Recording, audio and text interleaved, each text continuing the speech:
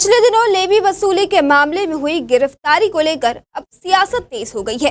राजनांदगांव नक्सली funding मामले में police द्वारा गिरफ्तार विवेक सिंह पर लगे आरोपों को विवेक के पिता व भाई तथा सर्व आदिवासी समाज के मोहला मानपुर चौकी के जिलाध्यक्ष गोविंद साहवालके ने आधारहीन और राजनीति से प्रेरित बताया है।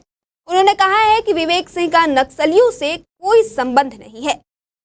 बता दें, मोहला मानपुर जिले में नक्सली फंडिंग के मददगार विवेक सिंह पर हुई कार्रवाई को राजनीति से प्रेरित करार देते हुए सर्व आदिवासी समाज ने सांसद संतोष पांडे और मानपुर के भाजपा महामंत्री के बयानों की कड़ी आलोचना की है। आपको बता दें कि हाल ही में मानपुर से नक्सली फंडिंग को लेकर विवेक सिंह की मानपुर पुलिस द्वारा गिरफ्तारी की गई है। वहीं पुलिस द्वारा लगाए गए आरोप निराधार तथा बेबुनियाद हैं।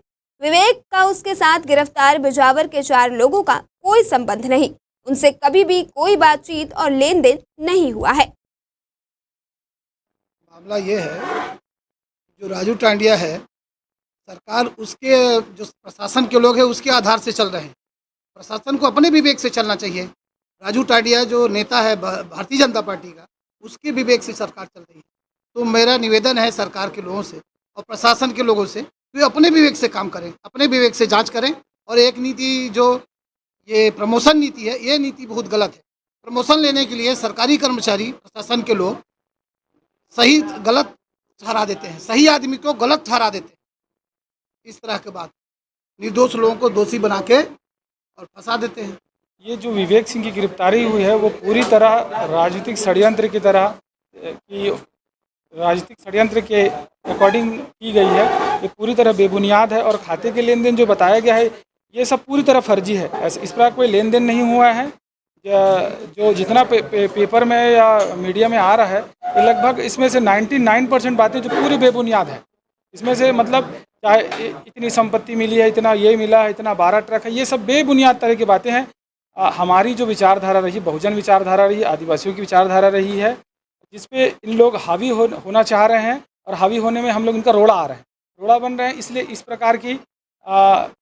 प्रकार की षड्यंत्रकारी चीज़ें करके हमको हटाना चाह रहे हैं और समाज को तोड़ना चाह रहे हैं। कि हम ये चाहते हैं कि ये सच्चाई सामने आ जाए, जनता समझ जाए और गलत हुआ वो ऐसा आंदे नहीं होना चाहिए किसी दूसरे के ऊपर भी, क्योंकि मेरे ऊपर भी पूर्व में भी हुआ था। इसलिए कि मेरे पास ही 3-4 जने के ऊपर हुआ था और टेकाम जी को भी गलत ढंग से फंसाया गया है। टेकाम जी को तो स्पष्ट मुझे पुलिस अधिकारी बोले हैं, हमने उसके ऊपर डलवाए, सब चीज़ किए। हम किसी को भी कैसे भी कभी भी डलवा सकते हैं, कर सकते हैं। ये सब देखिए, यहाँ सत्ता का साजिश है और पुलिस प्रशासन का साजिश है। इसी तरह मतलब राजनीतिक षड्यंत्र के तहत फंसाया जाए, क्योंकि वहाँ आदिवासी एरिया है और आदिवासी को मानने वाले हैं और बहुजन मूवमेंट वाले हैं। इसमें मैं स्पष्ट बोल रहा हूँ, मैं कोई पार्टी विरोधी नहीं हूँ, लेकिन वहाँ से बीजेपी कभी जीते ही नहीं। जब से हम हो गए हैं ना, बीजेपी को से ब्लॉक से वोट मिलता ही नहीं है। इसीलिए वो हताश हो गए हैं और इनको कैसा फंसाया जाए और वहाँ बीजेपी का गढ़ बनाया जाए, दूसरा कुछ भी कारण नहीं है। इसीलिए हमको ऐसा टारगेट बना।